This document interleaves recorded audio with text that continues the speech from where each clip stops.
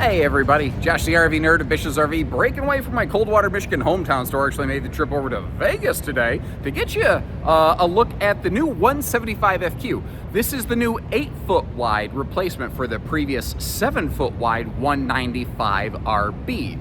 And what they did here is they gave us more space through the entire RV, but especially a much larger bathroom, something the 195RB painfully lacked. This gives us a front walk around camp queen. That means short queen. So if you're a little over 6 foot tall like me, your feet might hang off the edge of the bed, but giving you good, bad, ugly, and fair information is what I'm going to try to do in this video. And it's a camper, not a glamper. Like, let's get that right out of the way. But we're actually looking at it today in STX edition, which is mostly under the skin stuff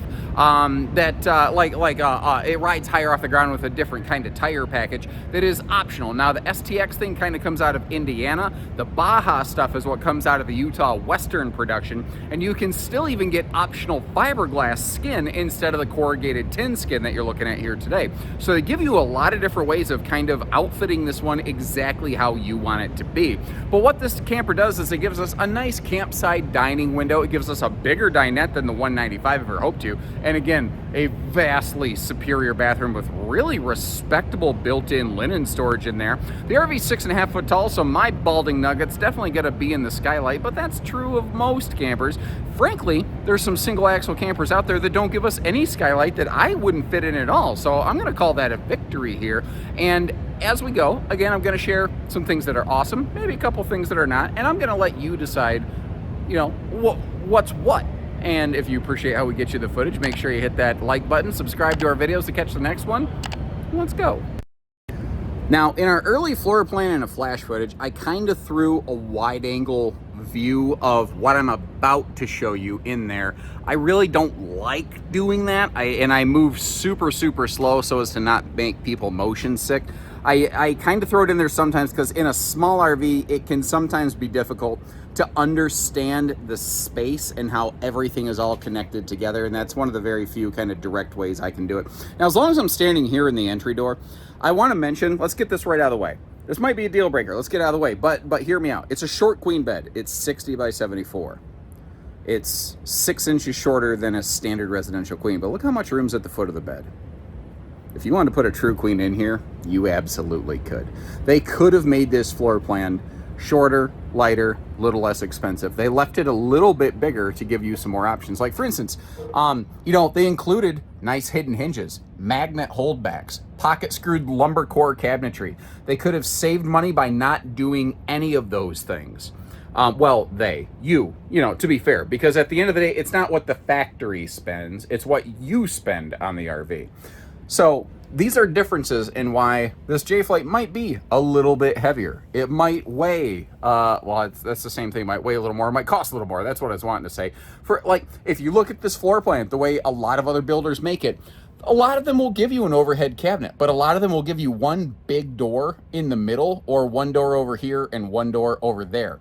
Not a lot of manufacturers will actually give you individual doors to access every little nook and cranny of that space they could. And with this being 8 foot wide now instead of 7 foot wide, your dinettes are one of those things. Your seating space just basically doubled. It got so much bigger, which means more storage below it that folds down into a wider, not longer bed. It's still only good for like a shorter kid or a bigger dog, but it ain't nothing, They don't make this in a Murphy. I'd be curious, should they make this in a Murphy? I will tell you, if they did, it would be a bendy bed Murphy bed. And the reason I ask that is if this was a Murphy bed and you sat down, that would basically be your view. And if you chose to add a TV, it'd be a pretty nice angle for it. I don't know that this basic camper, not a glamper series is where everybody wants to sit inside and watch TV all day. But, there's opportunities for things like that. I also want to point out, if you look at their table hardware, it's a single pedestal leg, but it brackets against the wall. And that creates a very sturdy table environment where, like, if you need to sit down to get up or if somebody bumps the table, yeah, it can jiggle a little bit, but it's not going to get knocked onto the floor. So sometimes little stuff like that makes a big difference, I left the door open because it's hotter than frickin' downtown Hades in here, and they just turned on the air conditioning in the display. I got here way before everybody to get you this footage, and I'm going to stay here way after everybody leaves, and they're probably going to turn the air conditioning off on me then, too. So I'm going to be sweating to the oldies like Richard Simmons. Oh, no. I just forgot Richard Simmons died. Oh, crap. I can't make that. I guess I can make that joke, but I feel bad making that joke now. Anyway, let's move on from there. I do apologize. Your side stands are now much wider because it's a foot wider than it used to be. They each grew 6 inches. Households on both sides. USBs only on the one side, but you can always put a USB adapter in there. Son of a gun. I shot myself in the foot. I was going to really surprise you and leave that closed and then open it to show you the sort. Watch this. Hold on. We're going to pretend that was never open. Ready? Ready to play along with me? Okay. And here we go. Now, guys, watch this. Bang! Big surprise. Major reveal. That's hanging storage. It's a little short, but at least it's some kind of hanging storage in there. Something that literally shocked me, though, I did not expect it, is that the bed was gas strutted and easy lift. I almost fell backwards because I thought I was going to have to lift the bed much harder than I actually needed to, and I about went backside over tea kettle, falling all over the place in this thing, and managed to catch myself on that very sturdy dining table, thankfully. That was a pleasant surprise. And the way they executed the kitchen storage, like for a small camper, decent drawer space and everything. Now, there was that one more shallow upper cabinet in the kitchen, the one right next to the bed curtain. That is actually where an 8,000 BTU side mount air conditioner would normally be located. What we actually have up top here is a 13,500 BTU optional roof air.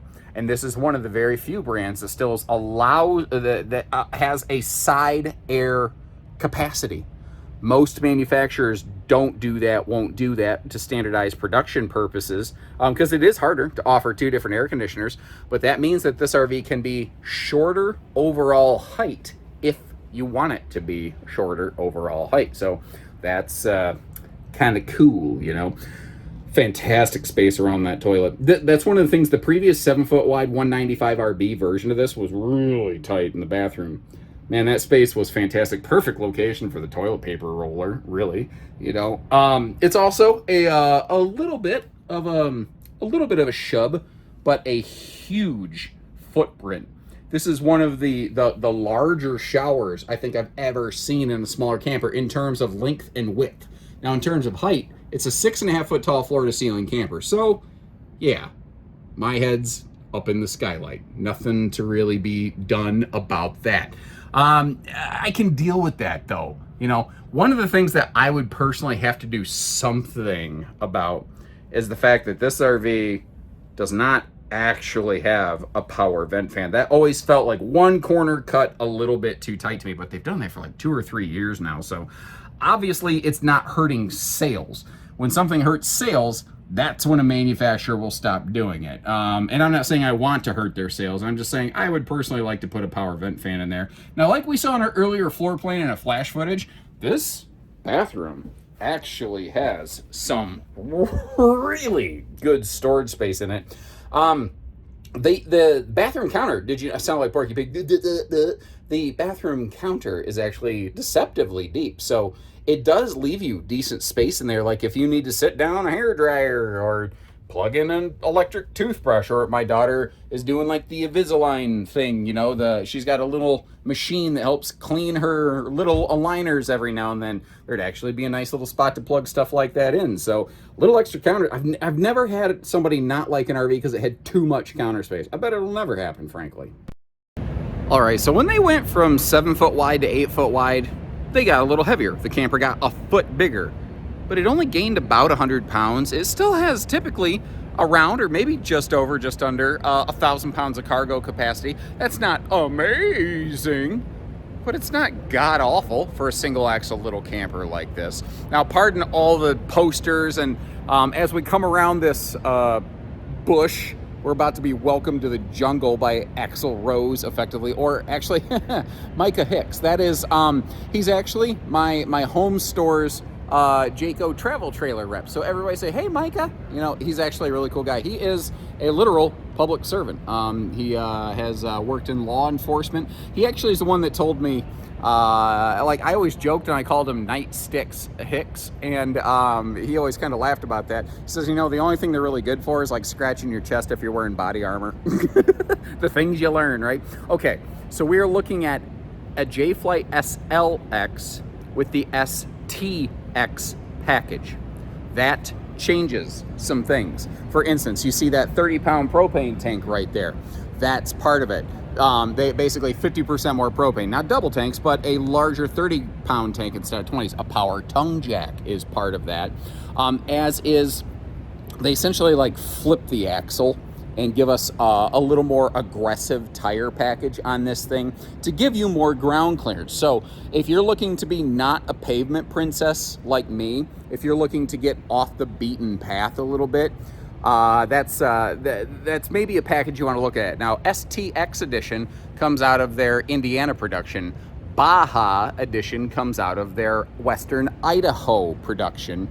And then things like an optional fiberglass skin are available. So keep in mind, it is very possible and extremely likely that you could see multiple 175FQ J-Flight SLXs that are not the same price, even at the same location, for a very good reason. They might be equipped very differently. And that is an awesome example of why I tend to leave you links in the video description to check pricing and availability. Because people say, well, what is the price?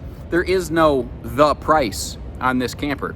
There's so many different variant ways to build it, and shipping costs vary from store to store because unlike the auto industry, shipping is not standardized in the RV industry. So even in my organization, my Michigan store pays less to get a J-Flight delivered right to our front door as compared to our Oregon store. So, you know, that link will always give you real pricing. Anyway, that's why I do that. The roof is walkable, and this does have their optional 200-watt solar package on it. SLX J-Flights are ladder prepped.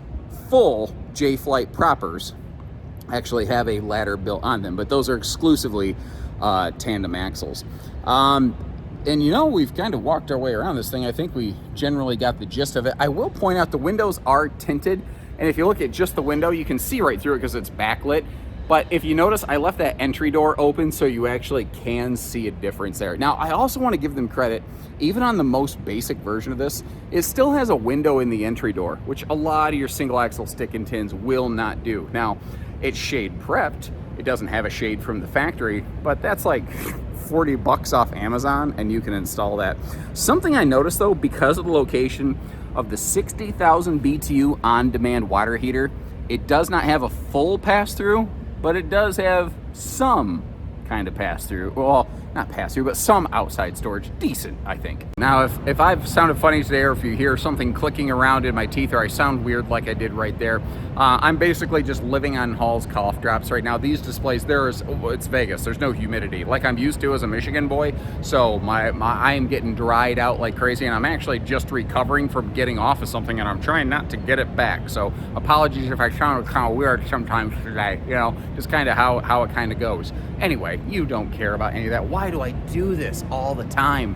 And why don't I edit this out of my videos? I don't know. I'll leave you a link in the description to check for pricing and availability and other similar floor plans from other builders like Cherokee and a whole bunch of other ones. So take a look, whether you're curious or whether you're serious, and I'd love to know what you think. So take care, stay safe, have fun, and happy camping, everyone.